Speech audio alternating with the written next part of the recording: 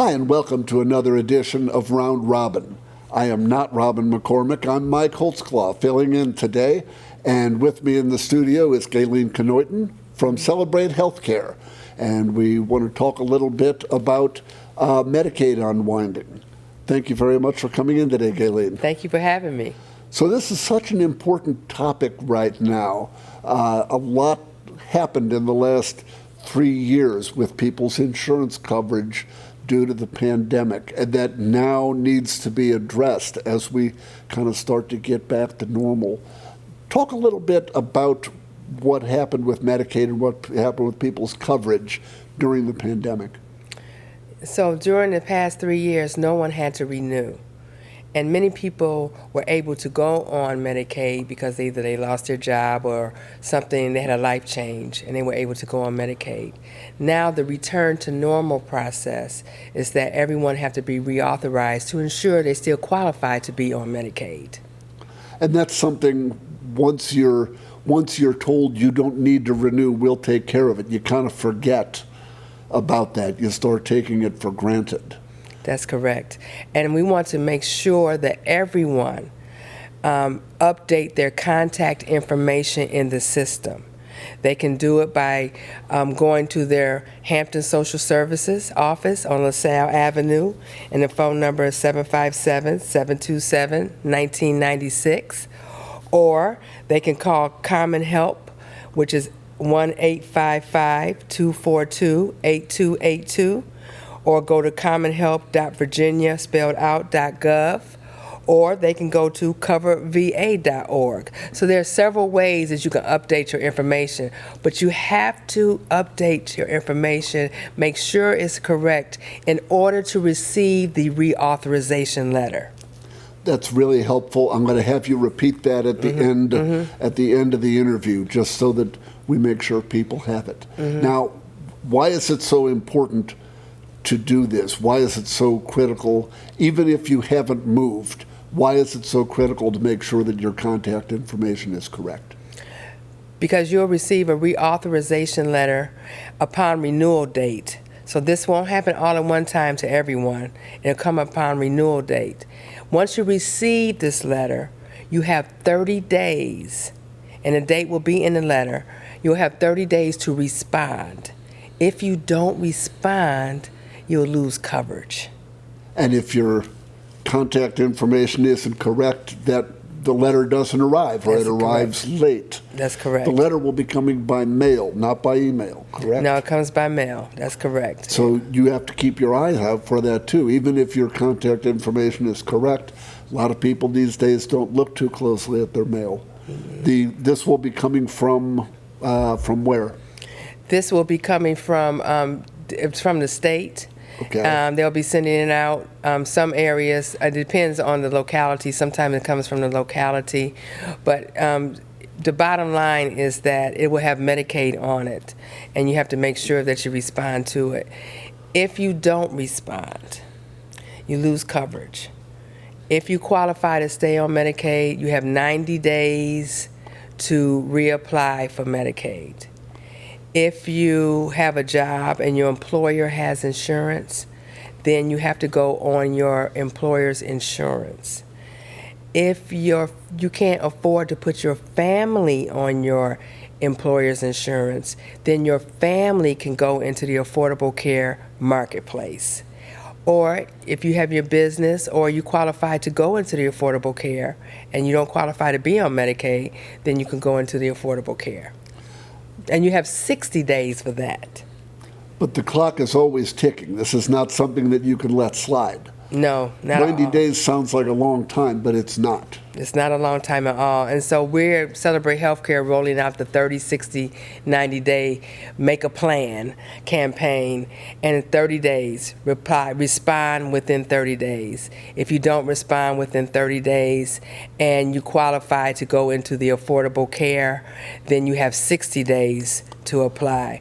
And then if you qualify to go into Medicaid, reapply, then you have 90 days. Celebrate Healthcare has done so much, particularly during the pandemic. And I think what everyone notices is vaccination clinics, vaccinations and booster shots and flu shots. But if I'm not mistaken, at every one of those, you also had healthcare enrollment. Exactly. We started in 2013 because of the Affordable Care. And so we're in our 10th year.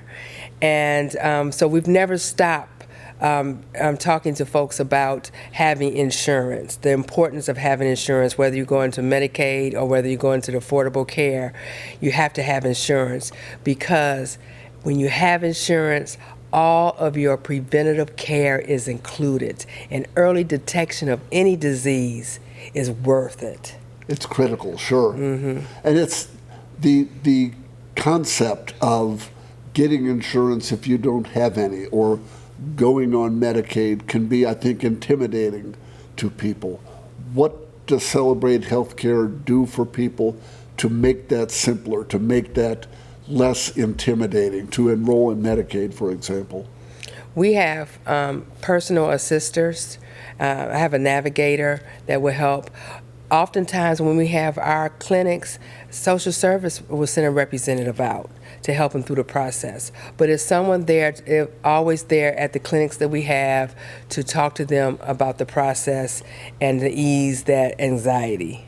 Because it's not all that hard when you've got someone walking you through the process. That's correct. And it's even if you're doing it by yourself, it's not that it's a difficult process, but it's very detailed. And having someone that Celebrate Healthcare provides to help walk them through it is a very big help. That's exactly right. And I tell everyone, Medicaid is very good. Medicaid has a lot of providers, have more providers than an Affordable Care have.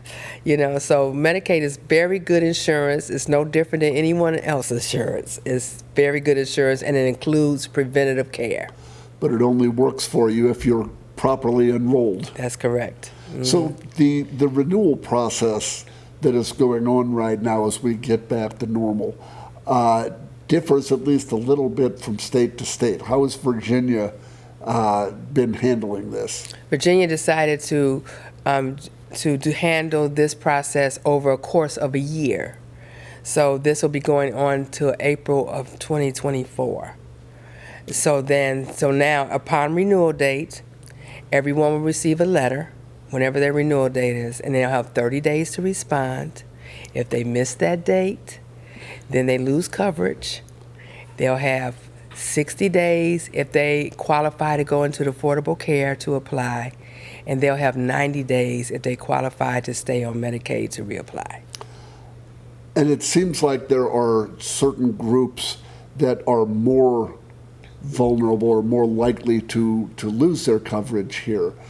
People who don't speak much English, or disabled people who have moved and might not have up-to-date contact information. Is there anything that people in those groups in particular need to do to make sure that they remain insured? They have representatives at the social services that can help them, their local social service that can help them.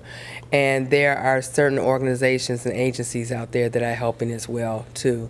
And then they can always contact Celebrate Healthcare, and we can direct them as well.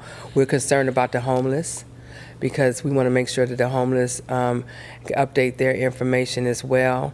And so it's a lot of entities to all of this that we have to handle. And this is such a serious issue that I think a lot of people, it's easy to think, well, I know I have insurance, so this doesn't affect me. But it does affect everybody. If the more Americans who are uninsured, it affects everybody in different ways, right? Oh, yeah, it affects everyone. And we're so afraid that people get busy. So if they don't respond within 30 days, they'll lose coverage. And will they reapply for Medicaid? Will they go into the Affordable Care? Will they miss that window too? And so Celebrate Healthcare, we want to make sure that everyone, respond, or if they miss the deadline, a 30-day window, that they reapply within that time limit. Because what you really, really don't want to happen is to have a serious medical issue and find out then that your insurance has lapsed. That's correct. That's for an individual. That's correct. That's the biggest thing. You don't want to find out under fire that you lost your insurance last week. We don't want to go back to using the emergency room as our doctors, as our primary care. Sure. We want to make sure that everyone have insurance, they have their primary care doctor, and they get the preventative care that's needed. Now, to celebrate healthcare, have any events coming up? You still have your regular event at 6 Mount Zion? Yeah, the first Friday of every month, we're at 6 Mount Zion Temple, and it is at 3100 Butternut Avenue. We're there from 10 a.m. to 1 p.m. We have vaccinations still, and you can enroll into the affordable care, or you can get information on Medicaid Unwinding. You can even get information on Medicare, too. Now, that's another thing I want to bring up.